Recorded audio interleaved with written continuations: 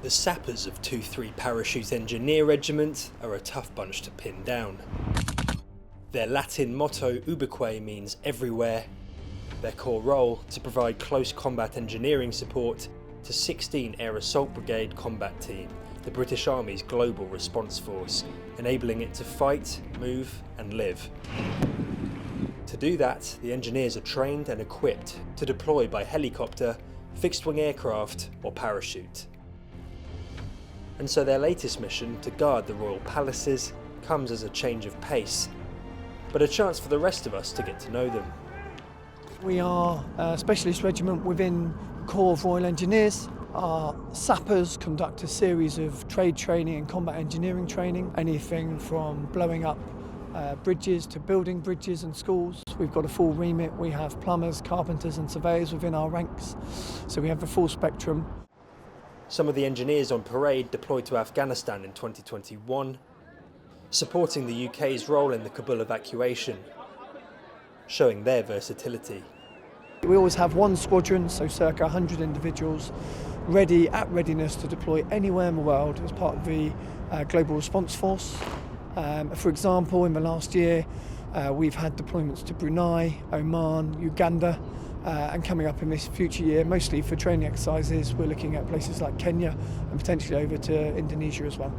This is very different to what we normally do, but the soldiers and sappers are really excited about it. It's quite a novelty to be dressed in our best ceremonial regalia, but also to be parading in front of the palaces. It's a real honour.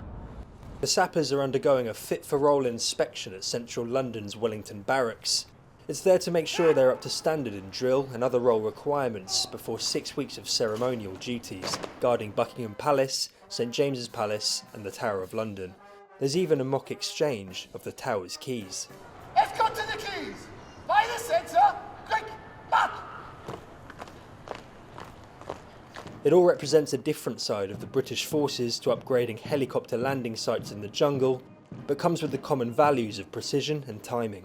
We're looking for everything. We're checking firstly the highest standards, that their kit is as good as it can possibly be, and then we're making sure they know the detail of how to mount a Royal Guard. So they've had 3 to 4 weeks of training. We've had drill instructors from the Coldstream Guards, and just starting at basic foot drill and then building them up so they understand the ceremony. You're in front of the public, the palace, His Majesty the King. You want to be the best you can possibly be, so it's that self-induced pressure which they'll now be facing.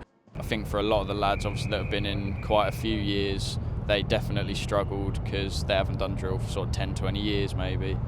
But I think today obviously we showed that anyone can do anything if they put their mind to it. Obviously we felt very nervous going into it. It went very smoothly. Our role was to do the changing of the keys for the Tower of London, so we just smashed that out. Is that the last time you did drill, your basic training? Yeah, so obviously 2 years ago when I joined, basic training, and then after that you don't really touch it too much, so it's all refreshing your memory of how to go through the motions. Under London's watchful eye, 2-3 Parachute Engineer Regiment passed their inspection.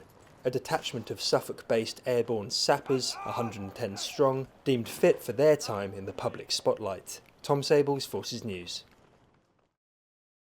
If you enjoyed this video, don't forget to like and subscribe to our channel.